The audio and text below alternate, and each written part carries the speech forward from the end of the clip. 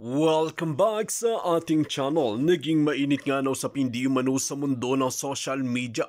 Tila kinakarma na nga itong si Kuting ng Norte dahil harap-harapan di umanong binastos ni Abalos. Dito nga natin makikita mga kaibigan na nawawalan na nga sila ng respeto sa ating Pangulo. Dahil nga sa kanyang pinaggagawa nang wala na talagang tiwala rin ang kanyang mga tauhan, tila naglalaglaga na at nagtratrayduran ang mga pulpolitiko na ito sa kanya-kanya na kasing sariling pangungulimbat at pagtataka sa kanilang mga kabalbalan na ginagawa dahil nabibisto na sila ng matitinong mga opisyales.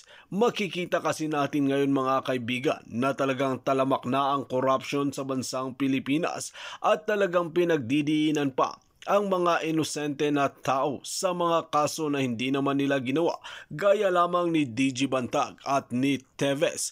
Kaya naman ngayon ay talagang nawawala na ng respeto ang maraming netizen.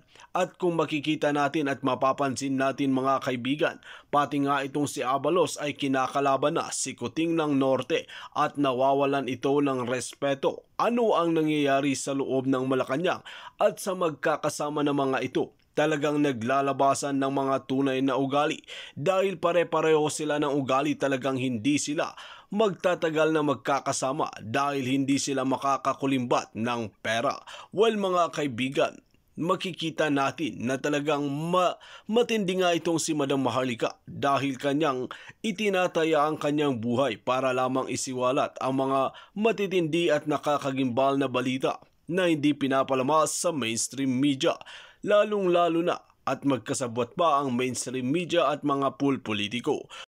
Well mga kaibigan, para nga sa karagdagang impormasyon, panoorin nga natin ang buong video. At kung bago ka lamang sa aking channel, huwag kalimutan i-click ang subscribe button at notification bell para lagi kang updated sa ating mga bagong video. At para sa solid viewers natin dyan, maraming salamat sa walang sawang pagsuporta. Ninyo, papakita ko lang po para may background kayo.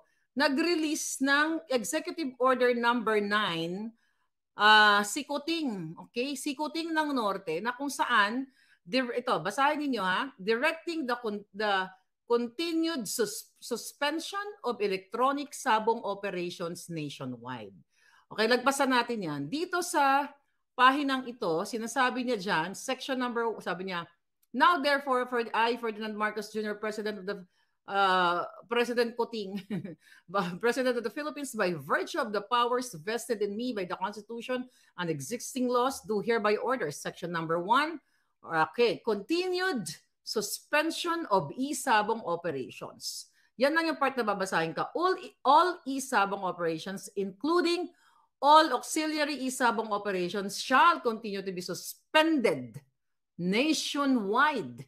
Okay? Consistent with the regulatory framework for e-sabong issued by the PAGCOR and relevant laws, rules, and regulation, any of the following activities related to e-sabong operations is suspended, mga darling. No, that's Executive Order number 9 na kung saan nilagdaan ni Kuting,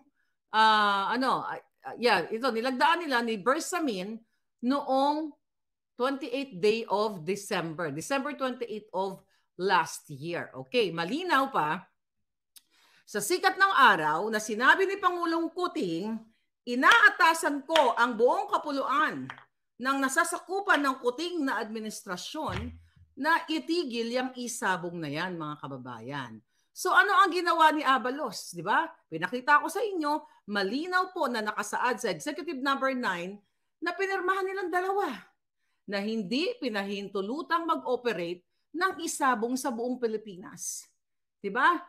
Kasi ito ay ito din yung parang pinalawig lamang niya yung kautusan, 'di ba? Yung utos ni Pangulong Duterte na nagsabi na ipagbawal yung online sabong na ito o broadcasting live via internet o 'di ba? Online, 'di ba? Kasi nga dito po nagsimula dahil mayroong 34 na missing na mga sabongero na until ngayon ay hindi pa rin na nakikita ng kanilang mga pamilya. So yun yung reason kaya medyo kahit papaano natuwa tayo kay Kuting nung December na kinontinue niya itong panukala, itong kautusan ni Pangulong Duterte na itigil na lahat ng online sabong sa Pilipinas. So ngayon, di ba, tumigil. Sino ang sikat dyan na mga legit? Okay? Si Atong Ang, di ba? Huminto siya sa kanyang isabong dahil sa kautusang yun. Right? So itong si Atong Ang, syempre, yung kanyang company, I think is the World, okay, sinulat ko dito World Pit Master Club.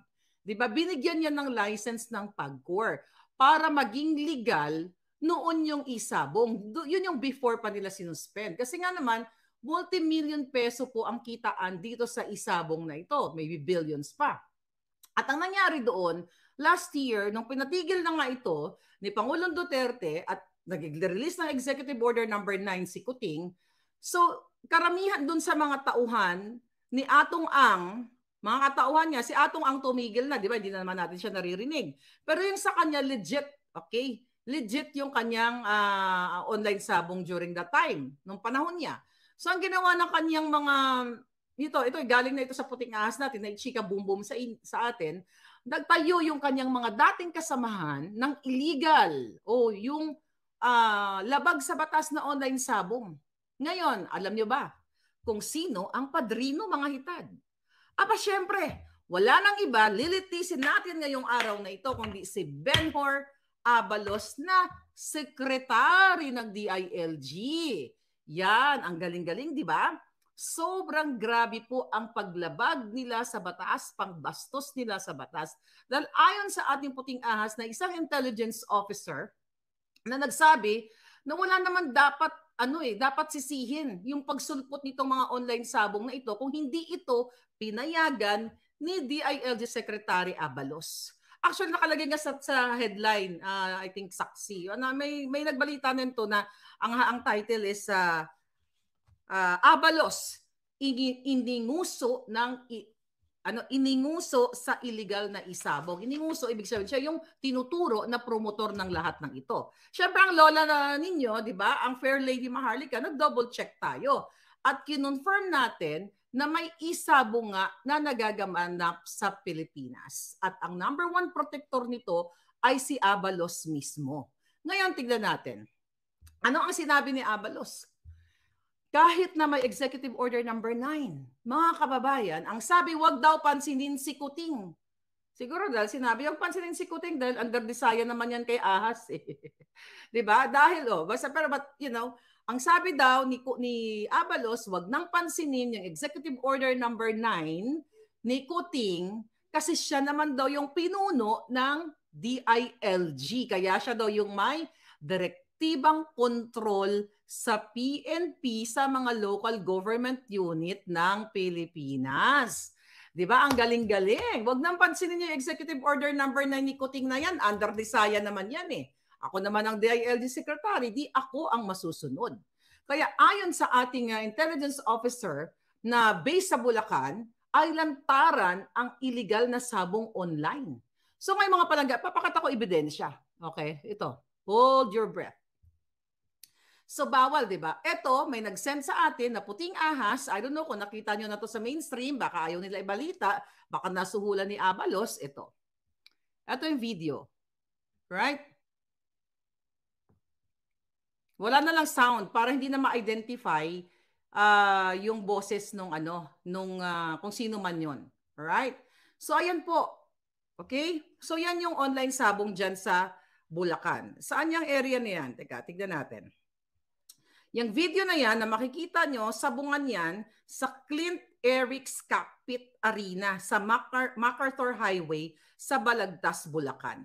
Ayan. Katunayan na binastos at nilapastangan ni Abalos ang batas. Ayan ang isabong. Magpakita pa tayo ng picture, ng ebidensya. Dahil sa kay Maharlika, ebidensya ang malakas detail. Alright. Here, pakita natin sa inyo mga palangga na totoong mayroong aktibong isabong. Ayan po. Ayan. Online. Nakita nyo na sa monitor, di ba? Manok yan. Hindi naman ahas ang nagsasabong, di ba? Okay. Number 2. Here. Ayan na kanilang mga singilan. O may pera, betting, o tayaan, chuchu-chuchu. Nakita nyo yan. O screenshot nyo na lang ng bonggang-bongga. kung gusto nyo. Here's another thing.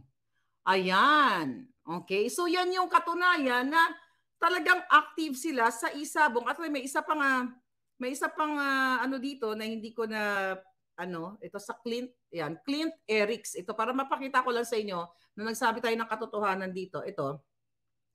Yan nabukas yung may lighting lang eh. Ayan Clint Erics. See that? So ebidensya na pinapayagan ni Abalos itong mga illegalities dito sa Pilipinas. At by the way, mga palangga, lahat halos, mga palangga, yung mga illegal na sabungan na yan, merong 4, okay, na mga, I think 4, alagay dito sinulat ko pa dito, 4 na sabungan sa lungsod ng Bulacan at meron silang 20 municipalities sa probinsya ng Bulacan na nag-ooperate ng illegal na sabong sa kabila ng pagsabi ni Kuting sa kanyang executive order na wala na dapat nag-iisabong sa ating bayan. So ngayon, ang ginagawa nila, mga palangga, ang drama dahil sa utos ni Abalos, atin sa ating puting ahas, ginagawa nila tuwing alas 5 ng hapon, 5 p.m. hanggang madaling araw. At ang sistema, after 5 p.m., okay, ng illegal na isabong, kasi nga, di ba, 5 p.m. hanggang sa madaling araw, then talagang continuous ang kanilang operation. Sa umaga, di ba, parang nagkaklase lang sa classroom. Face-to-face naman, nasabong yung ginagawa sa mga sabungan. Di ba? Doble-doble ang kanilang kita. Again, pagkatapos ng face-to-face sabong, mga kababayan, illegal na isabong naman base sa pahintulot o basbas ni walang iba kundi si Benjamin DILG Secretary Benjamin Abalos na alter ego ni Kuting. Palakpakan natin. Ang galing-galing. Sobra po ang paglalapastangan at pag-abuso sa kanilang power na ibinigay kay Kuting. Di ba? Siya ang nag-posisyon sa mga yan. So kaya nga sinabi ko sa inyo, kaya pinakita ko sa inyo yung mga videos kanina at ang picture para maging tumpak, accurate, perfect ang ating informasyon from the puting ahas at hindi lang hearsay, chika-chika, boom-boom. Diba? Nakita niyo yung sabungan, nakita niyo yung picture. Diba? Nakita niyo na talagang existing yung illegal na sabungan dyan sa Bulacan. Every afternoon talaga yan, sabi ng ating puting ahas, at binibigyan, okay, ng proteksyon, then syempre, kayo ng mga kapulisan. At sino nagbibigay ng proteksyon? Yung Police Regional Office o PRO3 Chief Brigadier General Jose Hidalgo. Yan, okay? Yan ang bagman at yung bagman nito ay si Colonel J. Dima Andal at Bulacan Police Provincial Commander Colonel Colonel Relly Arnedo. Okay? So ngayon, yung mga nasa listahan ng Malolos Cockpit Old Arena, ito yung mga nasa, like yung Santa Maria Square Cockpit Coliseum, Balagtas Cockpit Arena. Alam niyo yan kung kayo ay taga Bulacan. Ako, hindi ko alam yung mga cockpit na yan kasi hindi man ako nagsasabong. At, but anyway, alam niyo yan kung nandiyan kayo. At meron din nga sa Clint Erics Cockpit Arena sa Balagtas. Ito na yung sinasabi ko na sinend sa atin ng ating puting ahas, mga palangga. Nakikita niyo ba? Yan. So, sinad sa atin ng ating puting ahas. Okidoki. So, malinaw pa sa sikat ng araw na si Abalos talaga ay kumikita ng bonggang-bongga. So, dyan naman sa Clint Erics Cockpit Arena na yan, mga palangga, ay ang bida naman dyan, ang ibig sabihin, ang nagmi-maintain ay si alias Erwin Gonzales. Ayon sa ating puting ahas, sobrang lantaran yung illegal sabong din dyan sa Maykawayan, Bulacan, Cockpit Arena, sa Barangay Pandayan, Maykawayan, Bulacan. Diba? Meron din daw sa Bustos, okay? Sa New Marilao Coliseum, okay?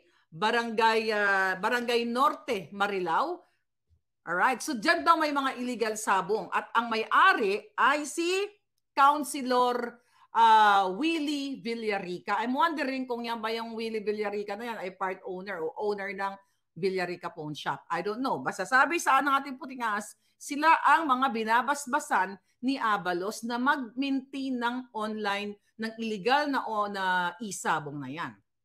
At also, meron pa dito nakalagay sa listahan ng puting ahas, isang alias Lando naman ang namamahala dyan sa Norzagaray Cockpit Arena. Grabe, ano? Bonggang-bongga talaga ang kanilang mga illegalities. Even daw sa Angat, okay? Angat Bulacan Coliseum, may isang councilor din na nag-maintain ng isabong na nagngangalang alias Wawi. Wawi. Diba?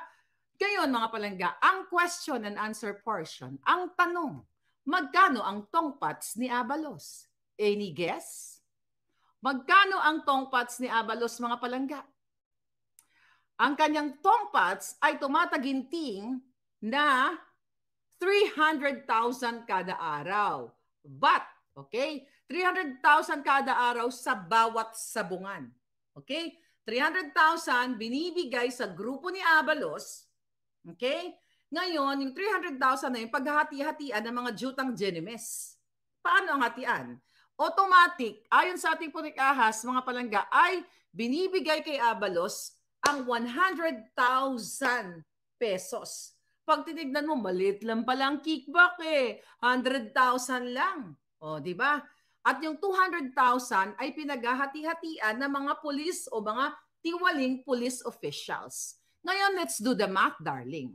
Okay, akala nyo, 100,000 lang, kaya ayon sa korteng ito, dapat natin computein. Ayon sa Republika ng Maharlikans, kukomputin natin kung magkano ang kikitain ni Abalos kung siya ay kumukubra o nagtutongpat sa 100,000 each.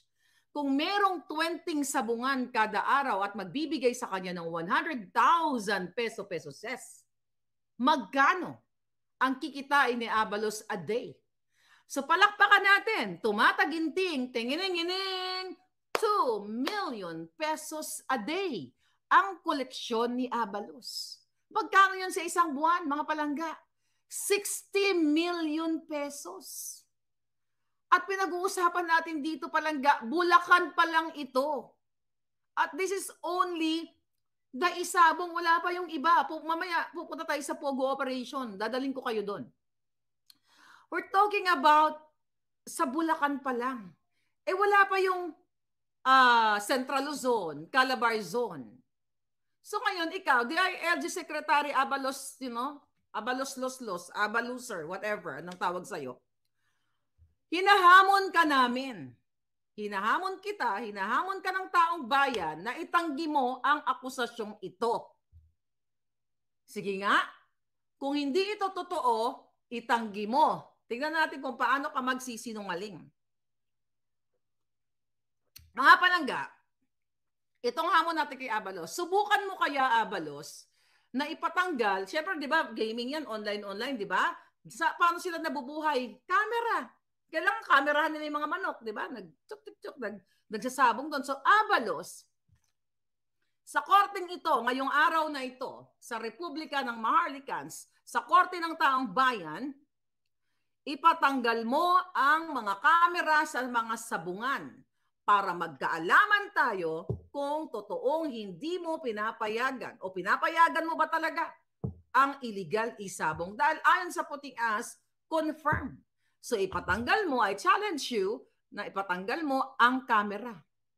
So malamang sa malamang, Abalos, pag nagpapalabas kayo ng online sabong na yan, eh kailangan nyo ng camera. Di ba? Kaya tanggalin mo yan. Di ba?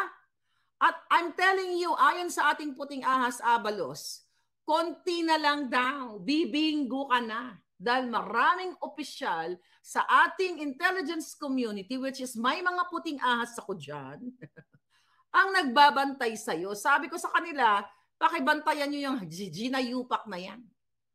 Yan.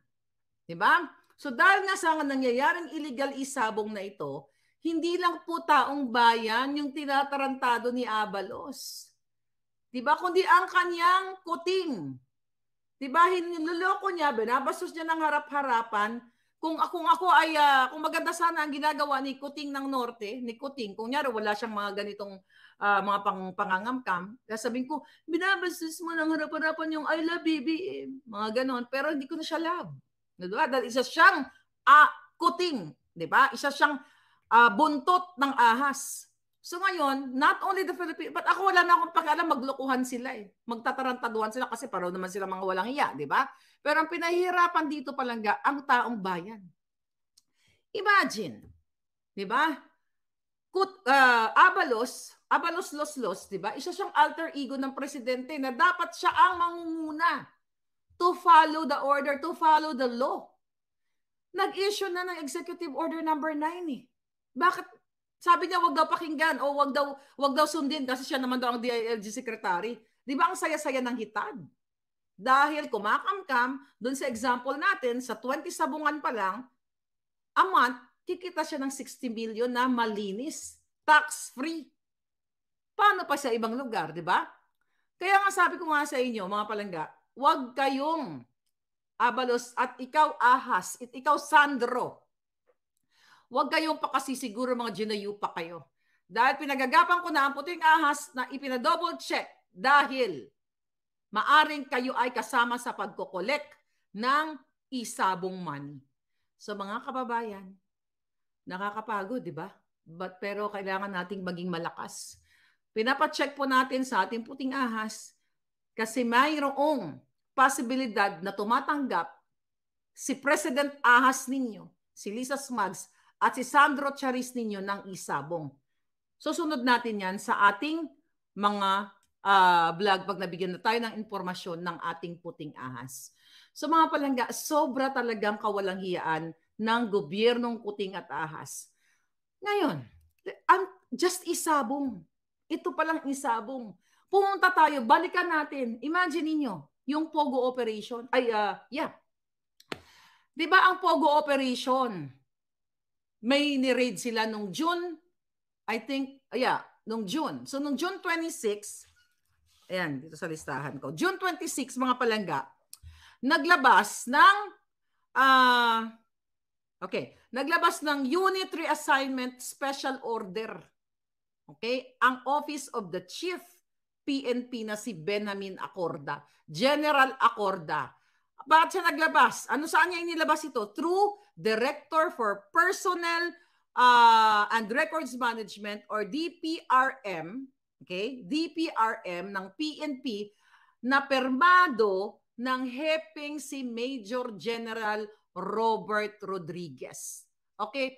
Dadalhin ko kayo doon sa June, okay, na issue ng Pogo kasi si Abalos pa rin po ang sangkot dito. So during that time, nung June, 8 police general ang apektado. Nagkaroon sila ng mga reshuffle during that time nung June. Kasi, reshuffle sa mga kapulisan, di ba? So, 8 police generals ang apektado doon sa reshuffle na ginawa ng PNP. Kasama dapat doon, or kasama sa pag-alis, okay, sa pag-reshuffle, kay National Capital Region Police Chief Major General Alan Omas Ocobo. Okay? So kasama sana sa reshuffle si Ocobo during that time nung June. So ilang oras pa lamang mga palangga, matapos inilabas ang order na yun for reshuffling, nag-issue agad ng statement si DILG Secretary Abalos na hindi daw niya tinatanggap ang nasabing bagong appointment ng mga PNP officials dahil hindi pa raw aprobado ni Kuting. Diba? May catch yun later.